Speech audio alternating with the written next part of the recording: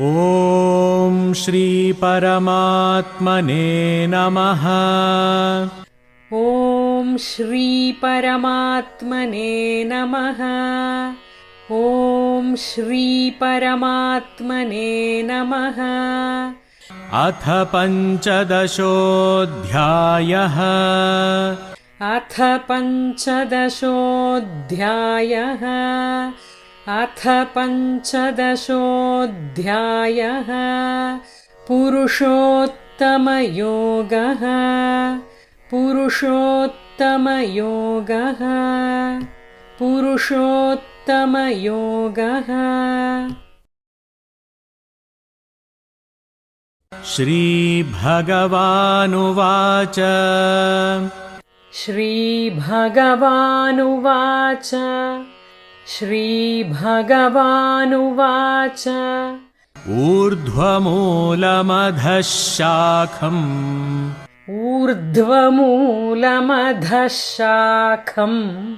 ऊर्ध्वमूलमधः शाखम्। अश्वत्थं प्राहुरव्ययम्। अश्वत्थं प्राहुरव्ययम्। अश्वत्थं प्राहुरव्ययम्। छन्दांसि यस्य पर्णानि। छन्दांसि यस्य पर्णानि। छन्दांसि यस्य पर्णानि। यस्तं वेद स वेदवित्। यस्तं वेद स वेदवित्। यस्तं वेद स वेदवित्।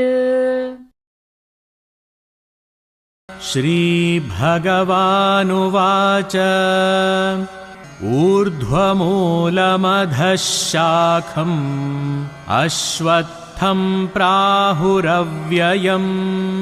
छन्दांसि यस्य पर्णानि। यस्तं वेद स वेदवित्। श्रीभगवानुवाच। ऊर्ध्वमूलमधः शाखम् अश्वत्थं प्राहुरव्ययम्। छन्दांसि यस्य पर्णानि। यस्तं वेद स वेदवित्।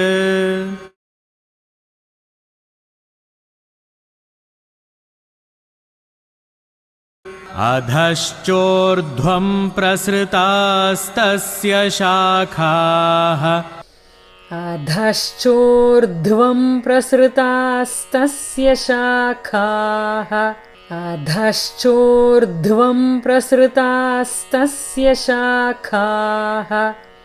गुणप्रवृद्धा विषयप्रवालाः। गुणप्रवृद्धा विषयप्रवालाः। गुणप्रवृद्धा विषयप्रवालाः। अधश्च मूलान्यनुसन्ततानि। अधश्च मूलान्यनुसन्ततानि।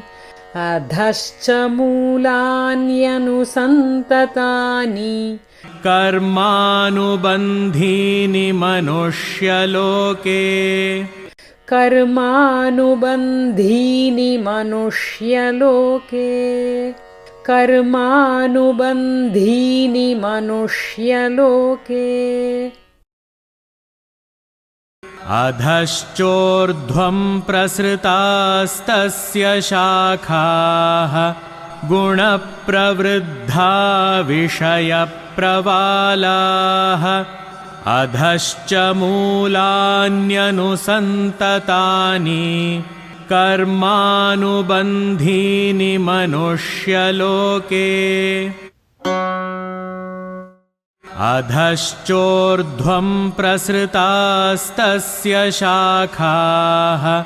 गुणप्रवृद्धा विषयप्रवालाः। अधश्च मूलान्यनुसन्ततानि। कर्मानुबन्धीनि मनुष्यलोके। ॐ तत्सत् श्रीकृष्णार्पणमस्तु।